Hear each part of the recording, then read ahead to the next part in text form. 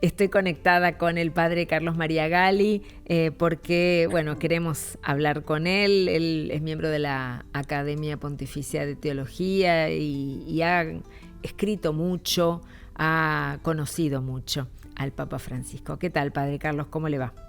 Muy buenos días, Gabriela. ¿Cómo Un anda? saludo a todos los amigos de Poliedro y de Orbe 21. Muchas gracias por conectarse.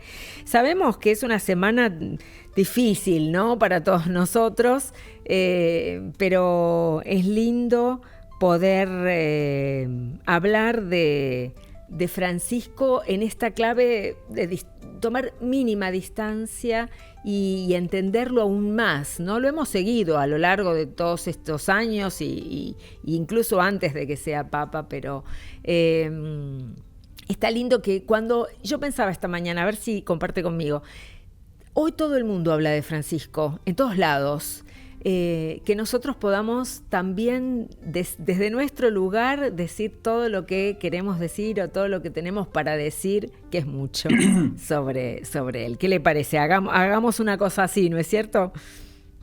Creo que la repercusión que tiene su muerte indica la repercusión que ha tenido su pontificado, Sí, pero que ahora se manifiesta mucho más porque se vuelve un tema de agenda toda esta semana, claro que sí. hasta sus funerales. Luego el diálogo se debatirá más en torno al cónclave y a su posible sucesor. Sí, también. Pero nosotros que lo conocimos, a Jorge Mario Bergoglio como arzobispo, bueno, yo lo vi por primera vez en el año 74 en las jornadas de teología y filosofía del Colegio Máximo de San Miguel, de los jesuitas. Él era provincial.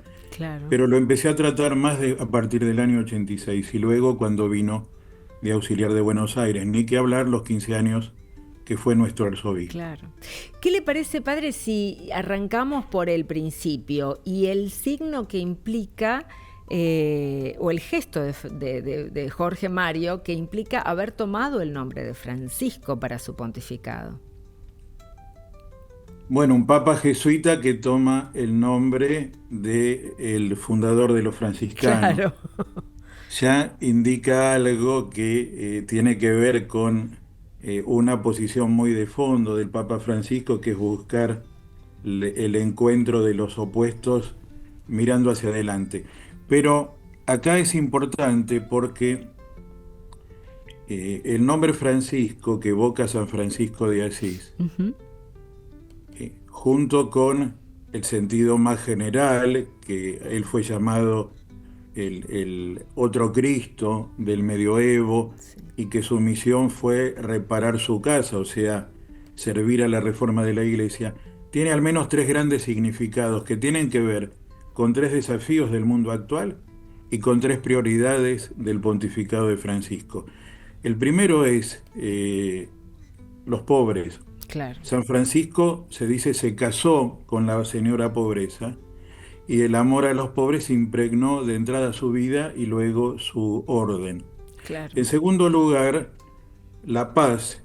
El lema paz y bien, pax et Ujú, bonum, ujú. caracteriza el espíritu de Francisco de Asís, pero él lo buscó en su propia vida, por ejemplo, eh, mm, contrastando a la política de las cruzadas o buscando el Claro. diálogo con dirigentes musulmanes. Y en tercer lugar, la fraternidad universal con todos los seres humanos y con todas las criaturas, hermano Sol, hermana Luna, lo que vemos en el canto de las criaturas. Acá tenemos tres prioridades Claro. del pontificado de Francisco que responden a tres urgencias del mundo actual. Ante la desigualdad, el amor a los más pobres; ante la violencia, la construcción de la paz; y ante el descuido del planeta, el cuidado de la casa común.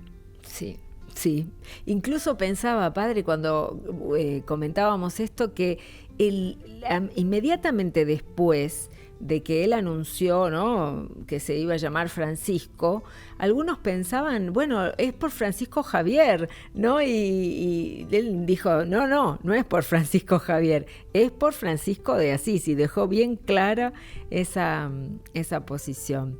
Yo también lo pensé cuando salió al balcón y se dijo el nombre, Sí, porque él siempre sintió una gran vocación misionera, claro, claro. pertenece a la Compañía de Jesús. Todo su pontificado es movernos a la reforma misionera de la Iglesia, y entonces San Francisco Xavier es el gran santo jesuita de la Claro, misión. claro, claro. Por eso era como casi obvio, no casi obvio, pero era como lógico pensar esa cuestión. Estaba, Pero si sí, uno ve la homilía original en la misa en que asume el pontificado, ya ujú, están estos tres temas, claro, los tres. Y en su primera exhortación, la alegría del Evangelio, en el capítulo 4, la dimensión social del Evangelio, trata el tema de los pobres en el corazón de Dios y de la Iglesia, y trata el tema del diálogo y la cultura del encuentro para construir la paz. claro, Y luego el tercer desafío lo elabora más y lo desarrolla en la encíclica Laudato Si claro. sobre el cuidado de la casa común. Sí, sí.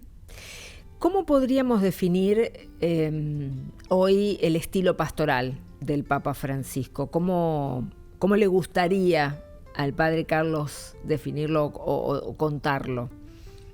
La palabra estilo es interesante porque marca un modo de ser y de actuar Ujú, claro, que define una orientación y al mismo tiempo caracteriza a una persona. Él en los últimos años usa mucho esta frase: el estilo de Dios es cercanía, compasión, o sea, misericordia, sí, y ternura, la ternura de Dios. Pero nosotros también lo usamos para caracterizar una forma de ser iglesia y una forma de ser pastor. Esto es, de aquel que tiene que hacer presente a Jesús al servicio de su pueblo. Y yo diría que el estilo de Francisco es el estilo pastoral latinoamericano, claro. marcante o pregnante o más característico, a partir del Concilio Vaticano II Ujú, y de las conferencias del Episcopado Latinoamericano de Medicina Aparecida. ¿Cuál sería ese estilo? Por un lado, el sentirse parte, no fuera, sino dentro del pueblo de Dios, y por lo tanto compartir la vida de la gente. Esto lo veíamos en Buenos Aires, claro. no solamente viajando en subte, sino en su visita a las parroquias. En segundo lugar, a nivel de la palabra, de la comunicación, de la predicación, yo diría la gramática de la simplicidad. Es decir, hacer fácil lo difícil o expresar sencillamente lo más profundo. Claro. Esto lo ha llevado a inventar palabras como primerear Sí. o a inventar expresiones como revolución de la ternura.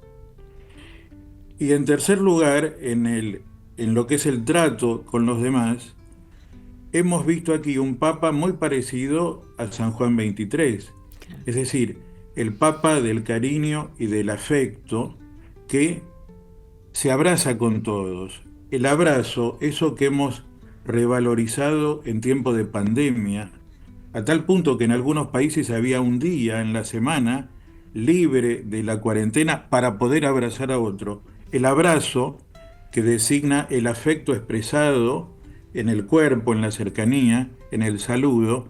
Bueno, lo hemos visto a él abrazando a tantos miles de personas. Te pongo un Sí, ejemplo sí, pequeñísimo.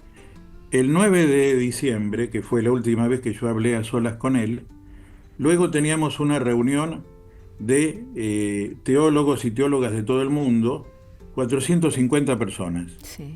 y había audiencia con él. Por cierto, esa mañana que nos vimos temprano, él llegó más tarde porque tenía un montón de gente, pero luego, después de su discurso, que duró solo 6 minutos, saludó a los 450 uno Claro, por uno. claro. Por supuesto, muchos lo abrazaban y lo besaban.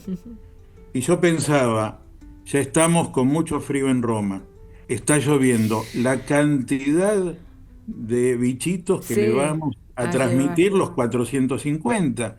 Entonces pertenece a la lógica de la cercanía asumir las consecuencias del abrazo a los demás. Claro, claro, claro. Incluso, padre, pensaba este día del domingo de resurrección, este domingo pasado, cómo estaba él, que lo veíamos muy rígido, sufriente. Para mí la palabra que lo define también es eso, ¿no? Sufriente. Y sin embargo, en la vuelta grande que dio con el papamóvil, también pidió detener el papamóvil en algunos momentos para agarrar, a besar a un bebé, darle un caramelo, hablar con la última, una nenita un poco más grande que la mamá le explicaba, no sé, se ve que tenía un problema, una enfermedad. Ese gesto, aún con ese sufrimiento que uno dice, pobre, no está bien, está sufriendo, y sin embargo, ese abrazo primó ante todo, frente a todo. Bueno, yo hace unos 10 años, ya en el comienzo de su pontificado, escribí que él redactaba encíclicas con palabras, Ujú. pero también se comunicaba con la encíclica de los gestos. Claro. Y hemos visto un papa que a través de los gestos nos ha expresado el amor de Jesús a toda la humanidad. Sí. Un gesto de tremenda elocuencia es cuando come en la Jornada Mundial de los Pobres con tantas personas vulnerables y vulneradas que viven en la calle en Roma. Pero otro gesto fue la oración universal solo en el centro de la Plaza San Claro, Pedro claro. en tiempo de pandemia. En este sentido, yo pienso que él, eso es mi mirada simplemente, él salió del Hospital Gemelli sabiendo que su vida ya estaba jugada Exacto. y quiso, no tanto en un proceso de recuperación lenta que ojalá se hubiera Sí, dado, ojalá, claro. sino en tratar de servir hasta el final en su misión como pastor. Por eso fue a la plaza de San Pedro el domingo de Ramos Sí. y por eso volvió a ir el domingo de Pascua. Fíjate la parábola entera.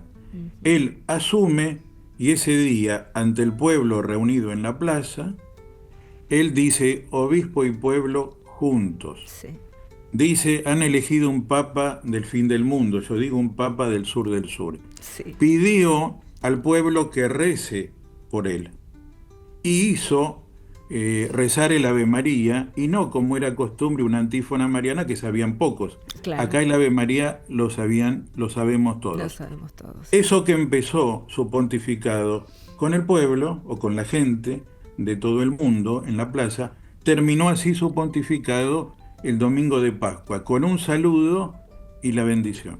Sí. Sí, la verdad que sí, es cierto. Viendo la parábola completa, cierra perfectamente. Es eso, completa, ¿no? Completa un ciclo. Y pensaba también que otro de los grandes signos de Francisco en estos 12 años de pontificado ha sido su esfuerzo por plantear que la sinodalidad tiene que ser la forma de ser de la Iglesia, ¿no? ¿Qué piensa de esto? Él, en una de esas conversaciones que tenía con el rabino Escorca aquí en Buenos Aires, luego publicadas en el libro Entre el cielo y la tierra, dijo que la metáfora del camino o el camino podía definir su vida, Ujú. que concebía la vida como un camino, como todos, ¿no? Somos Claro. peregrinos y peregrinos en la esperanza. En un reportaje que hubo hace poco, es interesante que él escribe su testamento a mediados de 2022 Sí, es cierto. y a comienzos de 2023 y de 2024 da más reportajes. Y en un momento dado da 5 reportajes a 5 periodistas argentinos de distintas opiniones y miradas. Y en uno de ellos dice, lo decía en privado también, que dos metáforas podían definirlo. Uno es abrir puerta y otro es recorrer caminos. La sinodalidad a la que nos invita es caminar en el camino que es Jesús, caminar con los otros, caminar con todos, dejarnos guiar por el Espíritu en el camino de la vida cristiana y en el camino del diálogo con las culturas y del servicio a la evangelización, sabiendo que como pueblo de Dios peregrino no andamos solos, Claro, sino que debemos apoyarnos mutuamente como en una peregrinación a claro, Luján. claro, claro, sí, tal cual, tal cual. Ahora, yo Sí, pensando la pregunta que hiciste antes, de que en medio de su sufrimiento, y hoy sabemos su sufrimiento final, porque él sí, sufrió mucho, sí, por diversos dolores y enfermedades, eh, así como antes podíamos decir la encíclica de los gestos, hoy tenemos que decir la encíclica de los sufrimientos, pero no los sufrimientos en el sentido del culto al dolor con claro. cierto masoquismo, sino el amor con que se asume el sufrimiento y se lo convierte en una forma de entrega a los demás. Ahora deberemos hablar también de la encíclica de sus sufrimientos. Claro, claro. Incluso, padre, yo lo mencionaba ayer, pero el testamento se publicó ayer, como usted bien dice, lo escribió en el 22, y en el último párrafo dice eso: todos mis sufrimientos los ofrezco a Dios, dice agradezco a todos los que rezan por mí, a los que seguirán rezando, y todos mis sufrimientos los entrego a Dios por la paz del mundo. No me acuerdo ahora para que termine, ¿no? Todo sufrimiento también en la tierra por todos los que sufren. Realmente me impactó muchísimo leerlo. Digo, esto lo escribió en 2022 y uno piensa, Francisco, este último tiempo, ¿no? De enfermedad o de ya menos posibilidad de movilizarse, pero venía sufriendo desde hace antes también estos dolores físicos que lo frenaban, ¿no? Y él era un hombre de ir para adelante, ¿no? Y esos frenos físicos me parece que también. Y dolores en el Y corazón o en el también espíritu, la carga de llevar la por, iglesia, ¿no? sí, y las resistencias, las Sí, incomprensiones, los ataques, las dificultades que tenemos para vivir el Evangelio y llevar adelante una renovación o reforma sí, sinodal y misionera de la Iglesia, temas que podemos charlar en otro por momento. Yo supuesto. ahora Sí. quería contar algo Sí, padre. del el último encuentro con él. Yo le hice esta broma que puede sonar de mal gusto, pero tenía su sentido.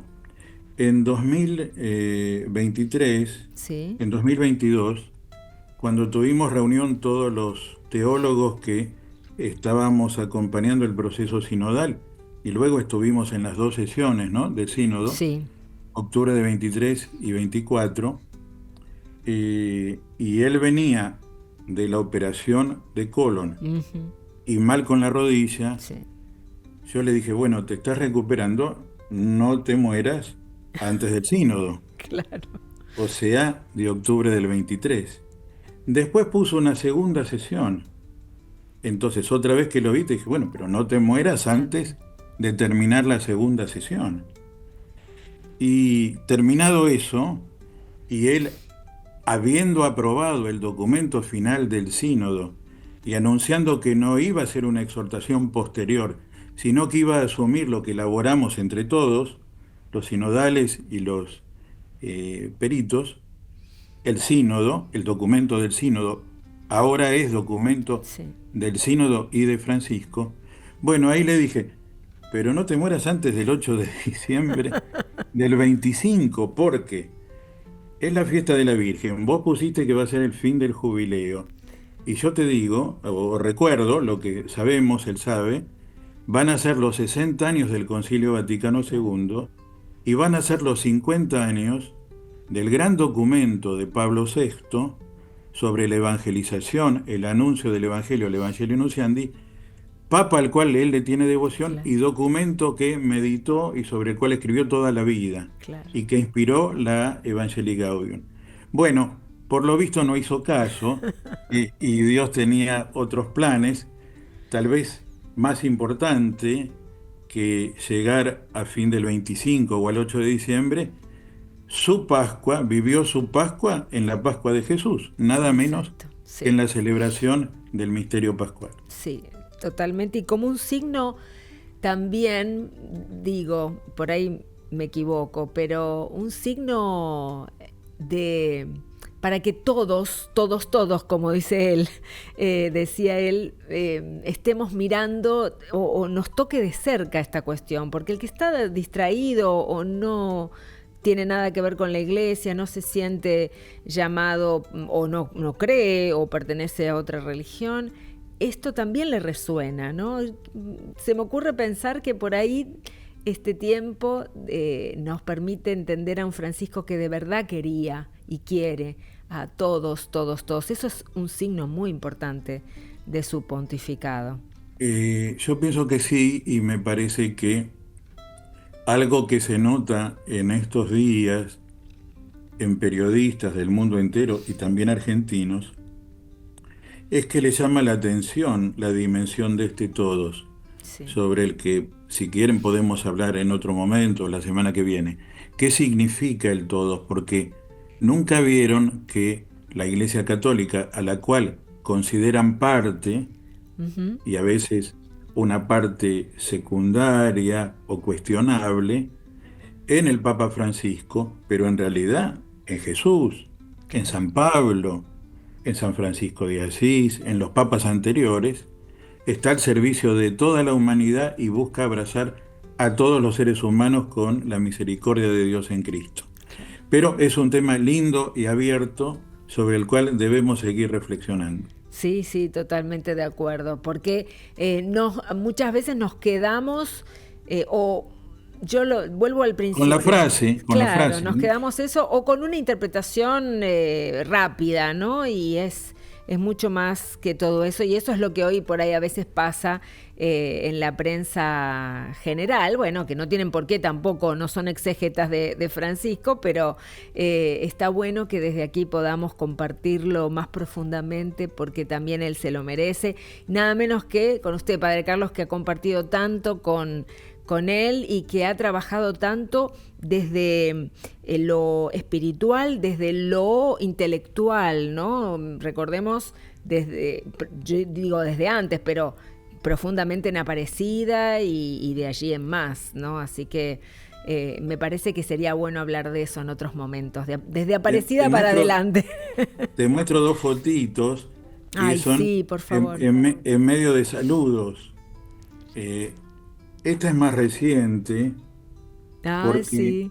después de la... ¿Se ve bien? Ahí está, un poquito más para atrás, hacia atrás. Eso, ahí está, sí, sí, ahí se ve perfecto. Después de la pandemia y después de su dificultad para caminar Sí, y estar en la silla que lo tienen que llevar, él redujo las visitas en Santa Marta y juntaba muchas a la mañana claro. en el Palacio Apostólico. Esta es la primera vez que yo no voy a Santa Marta, que fui en 10 años, y acá recibió en su despacho como papa. Claro. Pero esta otra es la única vez que yo concelebré a solas con él como papa Ay, en qué la linda capilla de Santa Marta. foto.